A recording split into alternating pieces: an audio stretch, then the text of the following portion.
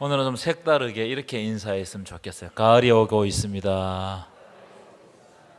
여러분, 계절이 바뀌는 걸 좀 이렇게 실감하십니까?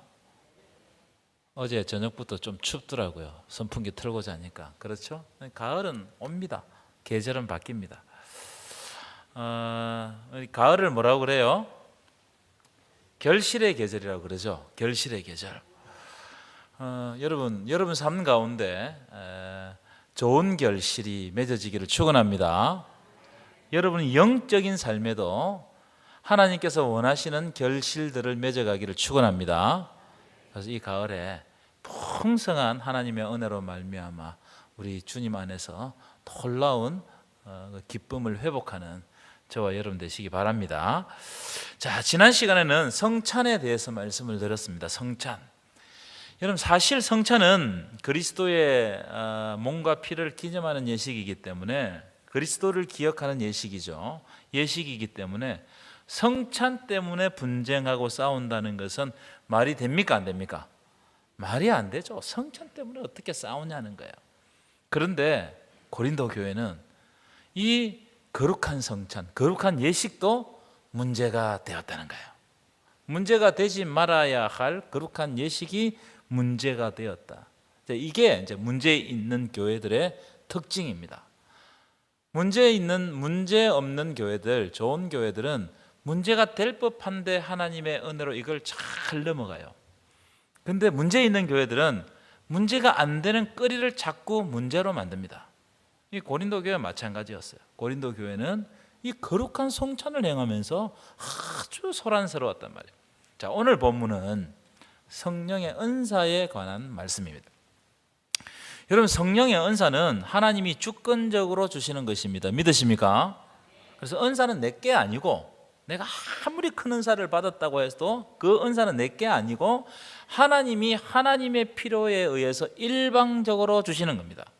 다시 말하면 성령의 은사는 하나님의 구원 역사를 위해서 하나님이 우리에게 선물로 주셔서 하나님 나라 위해서 사용하게 하는 것이 바로 성령의 은사라는 거예요.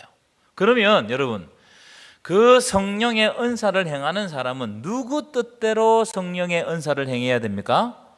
당연하죠. 하나님의 뜻대로 그 은사를 행해야 되고, 그 은사를 행하면 행할수록 하나님의 영광이 드러나고 복음 되시는 예수 그리스도가 드러나야 됩니다. 이건 자명한 사실이죠. 그런데 대부분 은사를 많이 행하는 사람들은 이 고린도 교회뿐만 아니고 한국 교회, 여러 세계 교회 마찬가지입니다. 은사를 많이 행하는 사람들은 처음에는 하나님의 뜻을 위해서 은사를 행하지만 나중에는 누구의 뜻이 딱 드러나 버리냐면은 그 은사를 행하는 인간의 뜻이 드러나고, 은사를 행하면 행할수록 하나님이 영광 받는 게 아니고 누가 영광을 다 받아버려요? 그렇죠. 사람이 영광을 다 받아버리는 겁니다. 그래서 하나님이 그 은사를 거두어 가시는 장면들은 저는 여러 번 본 것 같아요. 은사가 있었는데 하나님이 그 은사를 거두어 가시는 거예요. 여러분, 은사는요 영원하지 않습니다. 은사가 내게 한번 임했다고 해서 그게 영원히 되는 게 아니에요. 은사는, 은사를 주시는 분도 하나님이시고 은사를 가져가시는 분도 하나님이십니다. 믿으십니까?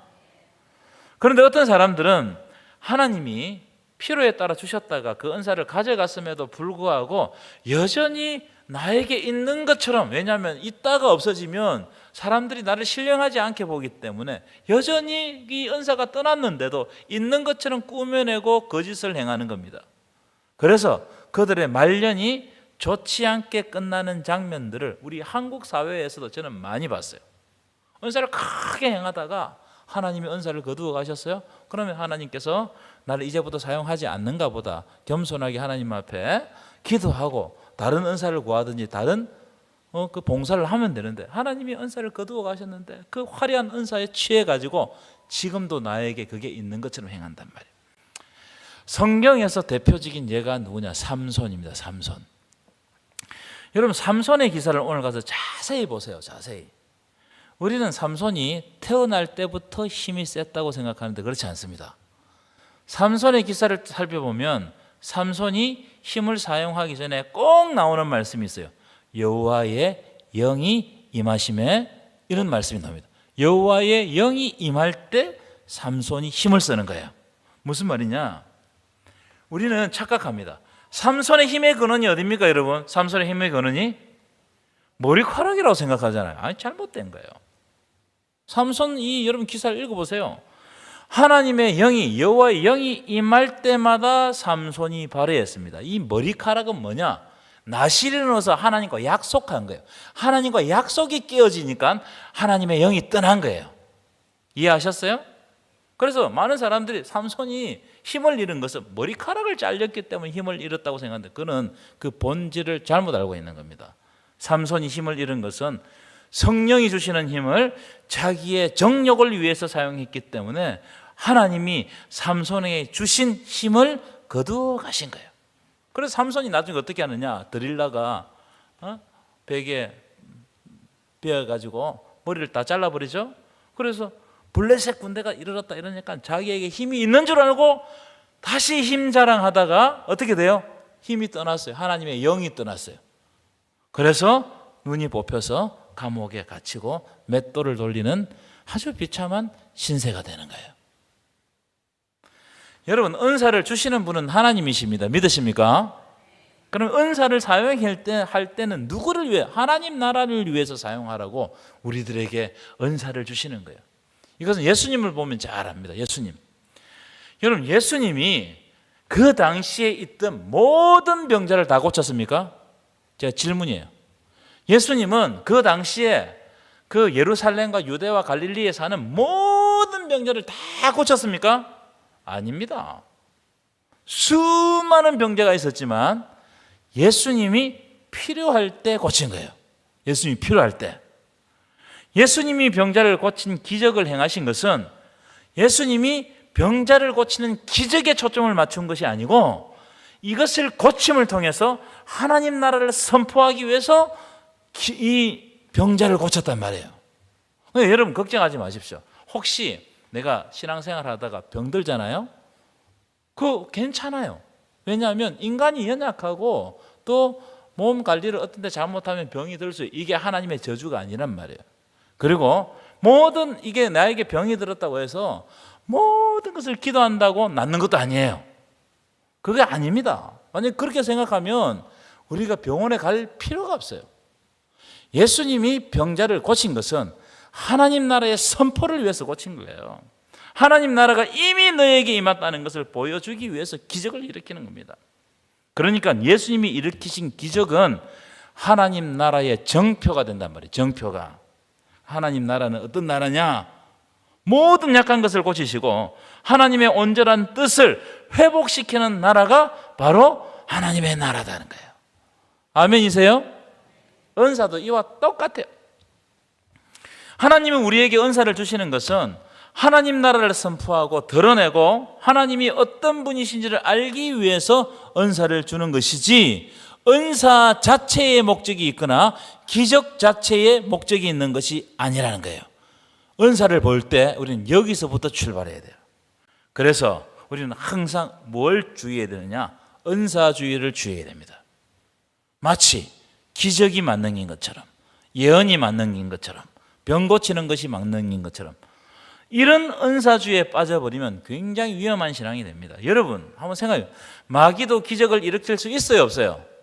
있어요. 그러니까 기적을 따라다니면 은사주의에 빠지는 거예요.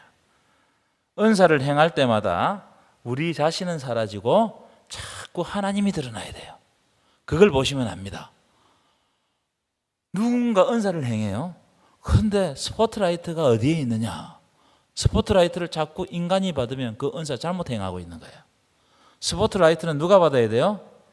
그 은사를 행하는 걸 보고 역시 우리 하나님의 놀라우신 역사가 드러났습니다. 그리고 그 인간은 감추어지는, 그 인간을 높이거나 추앙하거나 특별 대우하거나 이래서는 안 된다는 거예요. 자, 이제 본론으로 들어가실 때는 띄워보실까요? 그럼 왜 고린도 교회 은사가 문제가 되었을까? 몇 가지 이유가 있겠지만 제가 볼 때 이 고린도 전체 1장부터 15장 안에서 쭉 살펴보니까 이 고린도 교회는 은사를 많이 받은 교회예요. 그런데 이 은사를 어떻게 생각했느냐? 자기가 받은 은사가 더 특별하고 더 크다고 자랑했던 것 같아요. 그래서 은사 때문에 분쟁이 생겼어요. 왜 분쟁이 생겼을까요? 은사를 행하는 내가 더 권위자단 말이에요. 내가 더 큰 은사를 행한단 말이죠. 이러다 보니까 하나님이 은사를 주셨는데 그게 인간의 어떤 능력처럼 되어버리니까 이게 서로 충돌한단 말이에요. 여러분, 은사를 행하면 교회는 반드시 평안해야 됩니다. 아멘이시죠? 은사를 행하면, 하나님이 주신 것을 행하면 교회가 평안해야 됩니다. 그런데 고린도 교회는 반대로 은사를 행하는데 교회가 시끄러워진 거예요.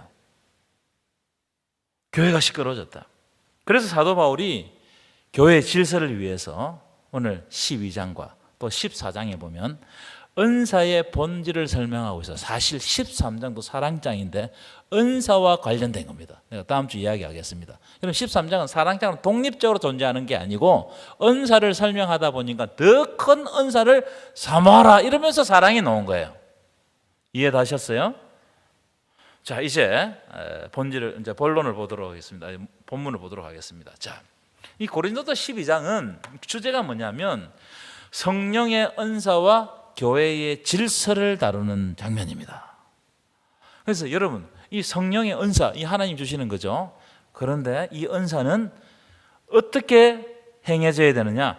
교회 질서 안에서 행해져야 된다는 거예요. 이걸 이야기하고 있어요.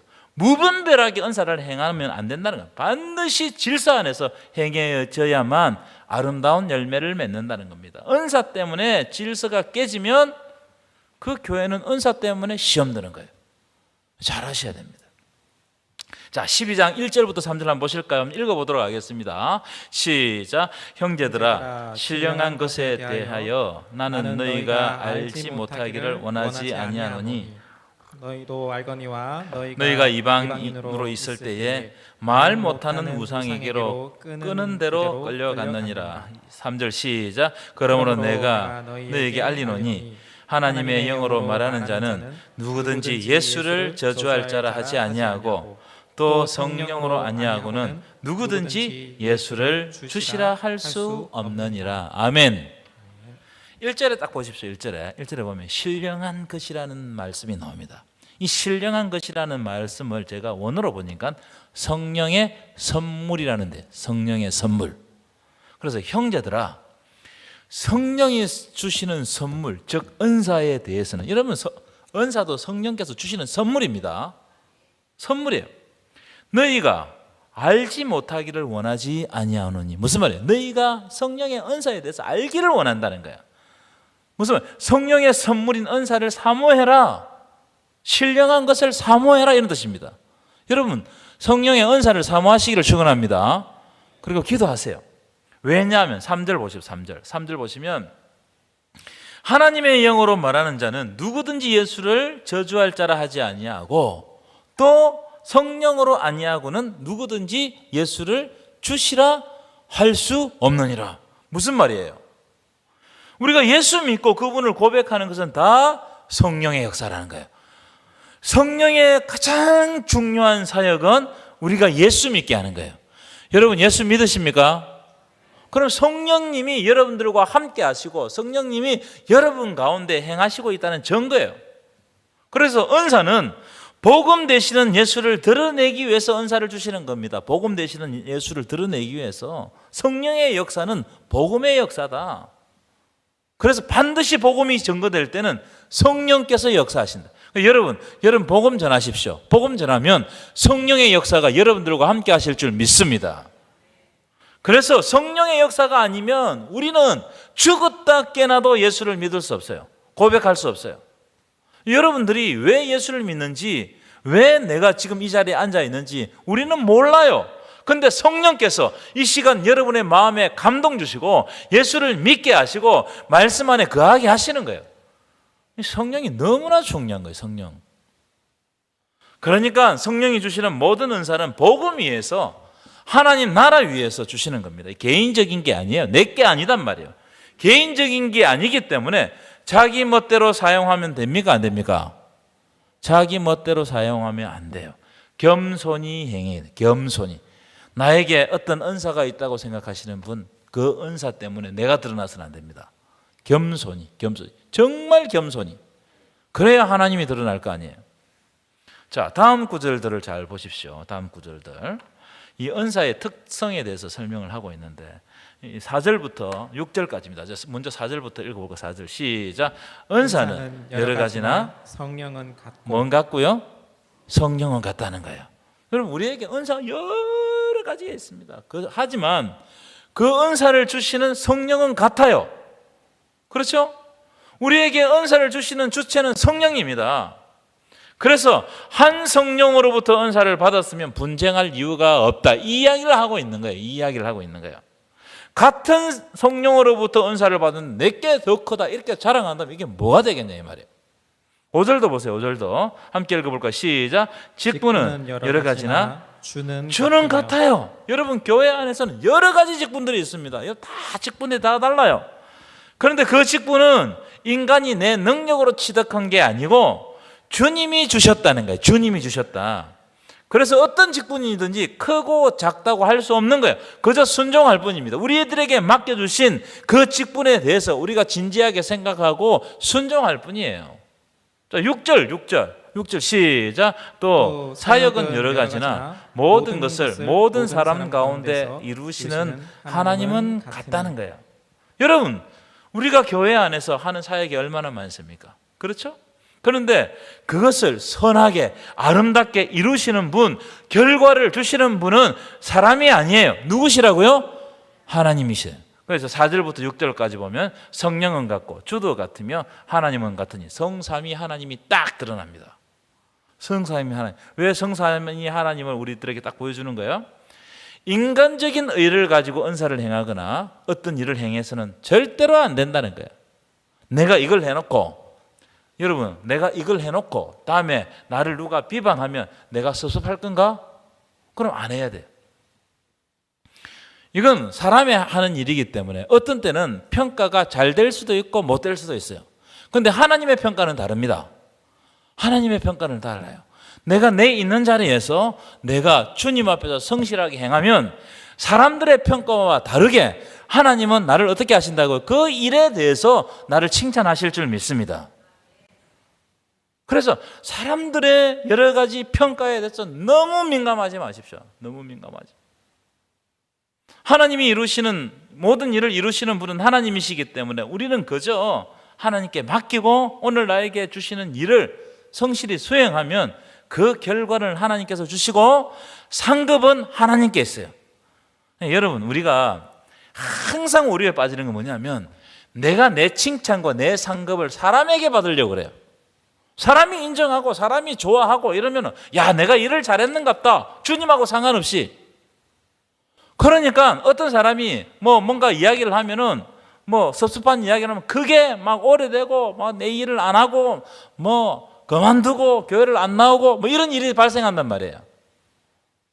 이 은사는 주님께서 주셨어요. 일은 주님께서 직분을 맡기셨단 말이에요. 그래서 결론이 뭐냐? 7절입니다. 7절입니다. 한번 읽어볼까요? 시작. 각 사람에게 성령을 나타내심은 유익하게 하려 하심이라. 여러분, 성령의 은사를 나타내시는 것은 유익하게 하려 하심이라는 거예요. 교회를 유익하게 하기 위해서, 교회를 건강하게 세우기 위해서, 복음 전도를 유익하게 하기 위해서, 선교를 용이하게 하기 위해서, 하나님 나라의 확장에 유익하게 하기 위해서 성령의 은사를 주신다는 거예요. 이 유익이에요, 유익. 이 유익하냐 안 하냐. 그렇기 때문에 여러분, 은사 때문에 교회 안에 분란이 일어나고 분쟁이 일어났다고 하면 그것은 은사를 잘못 사용하고 있다는 거예요. 직분도 마찬가지로 똑같아요, 지금. 그래서 은사가 사용되면 될수록 교회가 안정을 찾고 교회의 본질을 회복하고 무엇보다 복음이 더 잘 전거돼야 돼요. 우리가 무슨 일을 하고 뭔가를 하나님 맡겨주신 일을 했는데 복음 전도가 딱 막힌다면 그건 뭐예요? 그건 뭐예요? 내가 심각하게 뭔가를 잘못하고 있다는 거예요. 어떤 일을 하든지 간에. 이것 때문에 그리스도가 영광을 받지 못하고 오히려 욕을 얻어먹는다. 여러분, 우리에게 모든 직분과 은사를 주신 것은 하나님 나라의 확장입니다. 그런데 내 고집과 내 생각 때문에 하나님 나라가 닫힌다. 이게 여러분 얼마나 불경경한 한 일이냔 말이에요. 이것이 바로 은사의 역할이에요. 하나님 나라가 확장되는 것. 자, 여기서 제가 여러분들에게 한번 질문하겠습니다. 아주 흥미로운 질문이라고 생각하는데, 저를 보십시오. 잠도 오시는데. 자, 은사에는 계급이 있을까요? 없을까요? 아주 단호하시네요. 다시 한 번 더. 은사에는 계급이 있을까요? 없을까요? 네, 한 성령으로부터 받았기 때문에 그런 계급은 존재하지 않습니다. 그러나 사람들이 생각할 때 분명하게 이렇게 생각해요. 더 중요하고 더 화려한 은사, 예컨대 기적적인 은사, 병 고치는 은사, 이런 은사를 더 중요하게 여깁니다. 그걸 보기를 원해요. 특별히 병에 들거나 또는 일이 잘 안 풀리거나 이러잖아요. 그럼 뭔가 막 하나님의 은사, 성령의 은사를 해가지고 확 열려버리고 확 정리돼 버리고 막 기적적으로 나와버리고 이런 것들을 바란단 말이에요. 그래서 예컨대 병 고치는 은사나 무슨 큰 능력을 행하는 은사가 탁 드러나면 사람들이 그쪽으로 팍 몰려요. 예전에 80년대 우리 기억하세요? 병 고치는 은사를 행하는 한국교회 많았잖아요. 어마어마하게 몰렸습니다. 어마어마하게 사람들이 몰려드는 겁니다. 하지만 다른 은사들, 가르치는 은사들이든 이런 것을 별로 중요하게 안 여긴단 말이에요.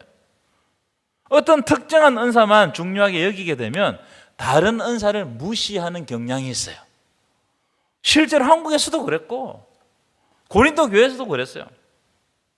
그래서 사도 바울이 교회 질서를 위해 가지고 이 은사와 직분을 나열하는데, 교회의 유익을 위해서 더 중요하게, 너희들이 착각하고 있지만 더 중요하게 생각해야 되는 은사가 있다는 거예요. 그걸 일부러 앞에 배치해요.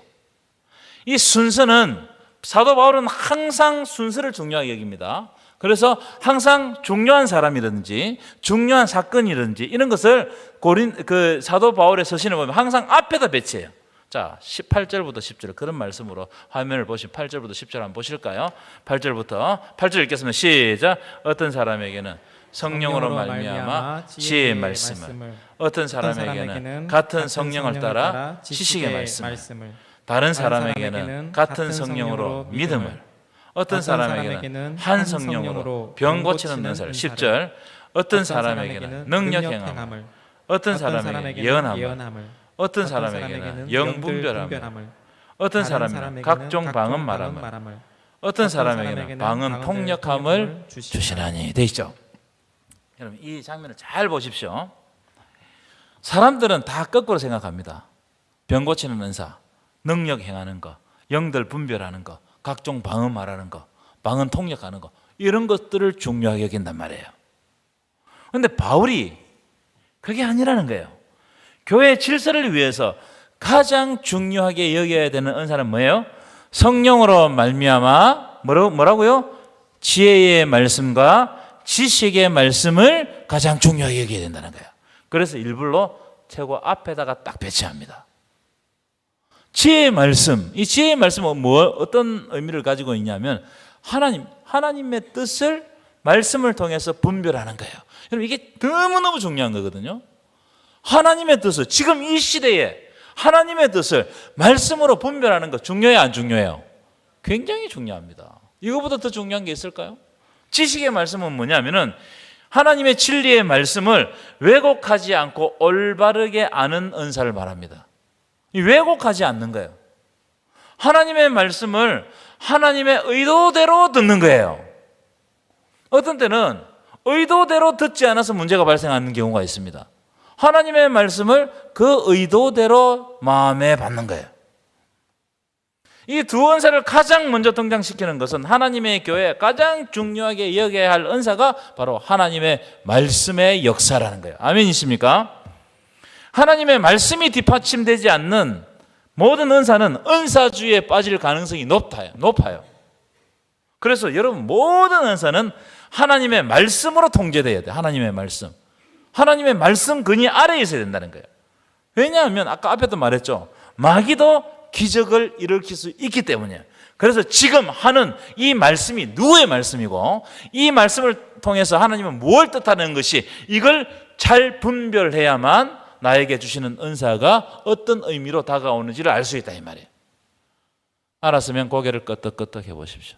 감사합니다. 세 번째 중요한 은사는 믿음이라는 거예요. 믿음도 굉장히 중요합니다. 어떤 기적적인 은사보다 믿음이 더 중요해요. 참 믿음, 바른 믿음을 가지는 것이 너무너무 중요합니다. 한국 교회는 치우친 사람들이 너무 많아요. 여러분 한번 생각해요. 이상한 믿음, 가짜 믿음을 가지면 그들의 삶이 이상하게 바뀌어요. 여러분 그런 거 보셨어요? 신천지, JMS 한번 보세요. 이런 이단들 보면 그들의 살아가는 삶이 정상이 아니에요. 이상한 생각을 가지고 있는 거예요. 그렇죠? 믿음이 중요한 믿음이 왜곡되면 삶이 왜곡된다. 따라합시다. 믿음이 왜곡되면 삶이 왜곡된다. 이걸 기억해야 돼요. 믿음이 왜곡되면 이상한 행동을 합니다. 자, 그 다음에 나오는 은사들이 쭉 붙여서 나오거든요. 병 고치는 은사, 예언하는 은사, 방언하는 은사, 능력 행하는 은사, 방언 통역하는 은사, 이런 은사 등이 쫙 나와요. 그러니까 사도 바울은 일부러 말씀과 믿음의 은사를 앞에다 배치하는 거예요. 왜? 교회의 질서를 위해서. 어떤 때는 병 고치는 은사, 능력 행하는 이게 교회의 질서를 해칠 수 있다 이 말이에요. 자, 11절 보실까요? 11절은 중요합니다. 11절 시작. 이 모든 일은 같은 한 성령이 행하사 그의 뜻대로 각 사람에게 나누어 주시는 이 모든 것입니다. 성령의 은사들은 성령이 그분의 뜻대로 각 사람에게 나누어 주는 거예요. 무슨 말이냐? 은사를 주시는 분은 성령님이시다. 그래서 은사를 행할 때 계속 말씀드립니다. 내가 영광 받아서는 안 되고 교회가 세워지고 하나님의 영광이 드러나고 복음이 전거되어야 되는 거예요. 아멘. 이것이 은사를 주신 목적입니다. 자, 12절부터도 그런 이야기가 나와요.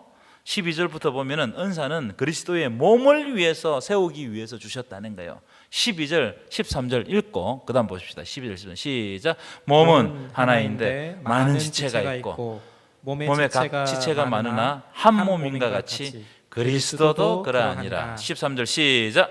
우리가 유대인이나 헬라인이나 종이나 자유인이나 다 한 성령으로 세례를 받아 한 몸이 되었고 또 다 한 성령을 마시게 하셨느니라. 여러분 교회 안에는 다양한 사람들이 존재합니다. 다양해요. 이것을 사도 바울은 뭐로 표현했느냐? 지체로 표현합니다. 지체. 몸은 하나인데 그 몸에 붙어있는 지체가 있다는 거예요. 이 성도들입니다. 각 모양으로 사는 성도들입니다.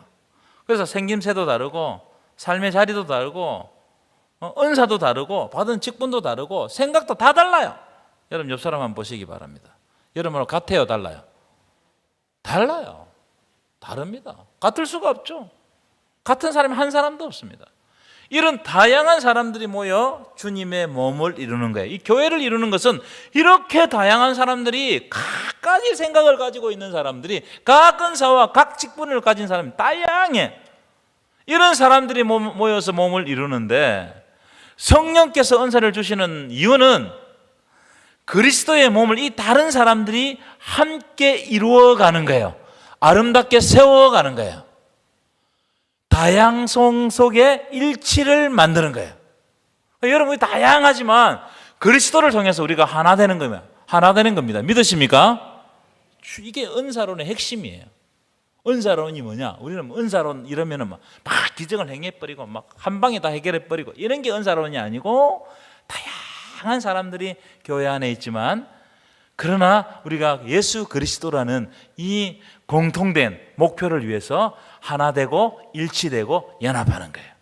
이게 은사론의 이게 주제입니다. 자, 그런 의미를 가지고 좀 긴 제목이지만 긴 말씀이지만 14절부터 25절까지 교독하겠습니다. 제가 먼저 읽고 여러분 한 절 읽고 25절까지.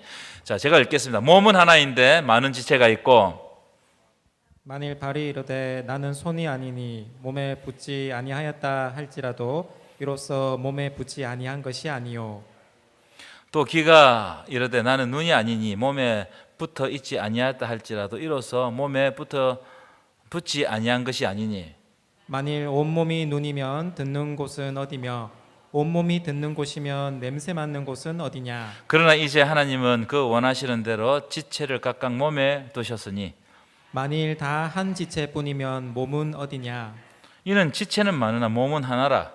눈이 손들어 내가 너를 쓸 데가 없다 하거나 또한 머리가 발들어 내가 너를 쓸 데가 없다 하지 못하리라. 그뿐 아니라 더 약하게 보이는 몸의 지체가 도리어 요긴하고 우리가 몸에 덜 귀히 여기는 그것들을 더욱 귀한 것들로 입혀주며 우리의 아름답지 못한 지체는 더욱 아름다운 것을 얻느니라. 그런즉 우리의 아름다운 지체는 그럴 필요가 없느니라. 오직 하나님이 몸을 고르게 하여 부족한 지체의 기중함을 다하사 몸 가운데서 분쟁이 없고 오직 여러 지체가 서로 같이 돌보게 하셨느니라. 아멘.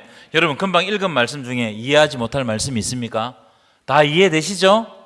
예, 다른 사람이 받은 은사에 대해서 이러쿵저러쿵 평가할 필요가 없어요. 성령께서 알아서 주시는 거고 다양한 지체가 몸을 이루듯이 교회는 다양함 속에 일치를 이룬다는 거예요. 이 말씀이. 그래서 다른 지체의 은사를 인정하라는 거예요. 다른 사람이 은사를 행할 때 그냥 그게 하나님의 은사하면 인정하라는 겁니다. 그것도 귀한 은사다. 아주 작은 것이지만 연약한 것이지만 조금 이따 나올 직분도 마찬가지예요. 똑같아요. 그런데 25절은 좀 유심히 볼 필요가 있어요. 25절. 이 성령께서 은사를 주시는 이유는 그리스도의 몸을 세우는데 분쟁이 없이 하기 위해서라는 거예요. 아니 고린도 교회는 은사 때문에 문제가 생기고 분쟁이 생겼습니다. 이게 반대로 나가고 있다는 거예요. 하나님의 은사를 주시고 직분을 주시고 우리에게 맡겨주시는 것은 분쟁이 없이 하기 위해서 그리스도의 몸을 세우기 위해서 은사를 사용해야 된다. 여러분에게는 그런 은사를 사용하고 있습니까? 분쟁해서는 안 돼요, 여러분. 교회는 다른 의견을 가질 수는 있어요. 그런데 분쟁하고 나누어지면 안 됩니다. 다른 의견을 가지지만 어떻게 하라고요? 기도하고 하나님 이 기도를 통해 가지고 우리가 그럼에도 불구하고 나와 저 사람이 다르지만 서로 대화를 통해서 일치를 해가게 하여 주옵소서. 그래서 따라합시다. 화내지 맙시다. 무슨 일이 있어도 화내지 마십시오. 주의 일인데 화내는 것은 자기의 의를 드러내는 거예요. 절대로 화내지 마십시오. 저도 한 번씩 화를 내요. 그러고 나면요 한 두 달 힘들어요. 너무 마음이 아프고 내가 왜 그랬을까? 막 이런 마음이 들고 후회가 든단 말이에요. 그리고 무엇보다 그것은 영적으로 미치는 영향이 큽니다. 그래서 특별히 내가 좀 성격이 급하다고 생각하시는 분 기도하셔야 돼요. 하나님 나를 통해서 너가 바라지 아니하도록. 여러분 교회 안에서 주님의 공동체 아니겠습니까? 교회 안에서 화를 바라실 분은 하나님밖에 없습니다. 믿으십니까?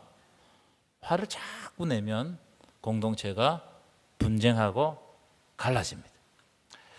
자, 26절 보겠습니다. 26절 함께 읽겠습니다. 시작. 만일 한 지체가 고통을 받으면 모든 지체가 함께 고통을 받고 한 지체가 영광을 얻으면 모든 지체가 함께 즐거워하느니라. 27절 시작. 너희는 그리스도의 몸이요 지체의 각 부분이라. 그렇죠. 여러분 제가 이 부분을 생각하면서 2년 전인가요?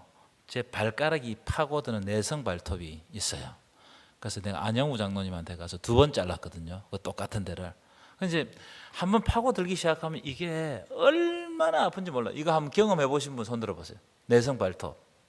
아무도 없어요? 네, 권사님 있어요. 막 이게 정말 이 작은 이 발톱이 온몸을 아프게 해요. 신경이 그쪽으로 다 가고 다 아파요. 우리 몸도 마찬가지입니다. 우리 몸도 하나가 아프잖아요. 그럼 온몸이 다 아픈 거예요. 온몸이. 그렇죠? 교회도 마찬가지예요. 교회도 한 사람이 아프면 다 아픈 거예요. 한 사람이 아프면. 근데 어떤 즐거운 일이 생기잖아요. 그러면 오늘 예를 들어서 누가 나를 즐겁게 했다. 그러면 손만 즐거운 거예요? 예? 발만 즐거운 거예요? 탁 즐거움이 임하는 그 순간 온 몸이 다 즐거워하는 거예요. 이게 교회의 원리단 말이에요. 그럼 우리가 어떻게 해야 되느냐?